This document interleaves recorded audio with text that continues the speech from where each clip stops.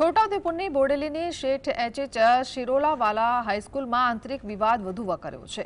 શાળાના વર્તમાન ટ્રસ્ટી ભાવેશ શિરોલાવાલાએ પૂર્વ ટ્રસ્ટી બાબુ ચોકસી, મંથન ગાંધી અને જયમીન શાહ સહિત 3 વ્યક્તિઓ સામે પોલીસમાં ફરિયાદ નોંધાવી છે।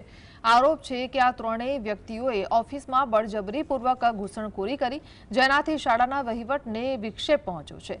ફરિયાદમાં જણાવાયું છે કે વોચમેનને રજિસ્ટરમાં એન્ટ્રી કરવાનો આદેશ આપતા તેને પણ ધમકી આપવામાં આવી હતી। પોલીસે આ મામલે તપાસ હાથ ધરી છે અને આરોપીઓને લોકસમક્ષ સમન્સ જારી કરવામાં આવી શકે છે। જયમીન શાહ મારી સૂચના વગર મારી પર્સનલ ચેમ્બરમાં ઘૂસી ગયા હતા।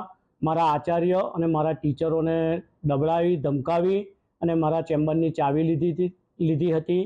મારા વોચમેનને પણ એમને દબડાવ્યો હતો અને વોચમેનને જે વિઝિટર રજિસ્ટર હતું તેમાં સહી કરવાનું એના દ્વારા કહેવામાં આવ્યું, તો પણ બાબુભાઈ ચોકસીએ સાફ શબ્દોમાં ના પાડી દીધી કે ભાઈ હું આ બધું નહીં કરું, તું મને કહેનાર કોણ છે, અને એમની સાથે ગાળાગાળી કરી હતી અને ધમકાવ્યા હતા। બીકના માર્યા ચંદ્રેશભાઈ મારા વોચમેને મને તાત્કાલિક ફોન કર્યો કે આપણી શાળામાં આ રીતે આ 3 જણા આવ્યા છે અને તમારી ચેમ્બર ખોલવાનું બહુ જીદ કરે છે અને દાદાગીરી કરે છે।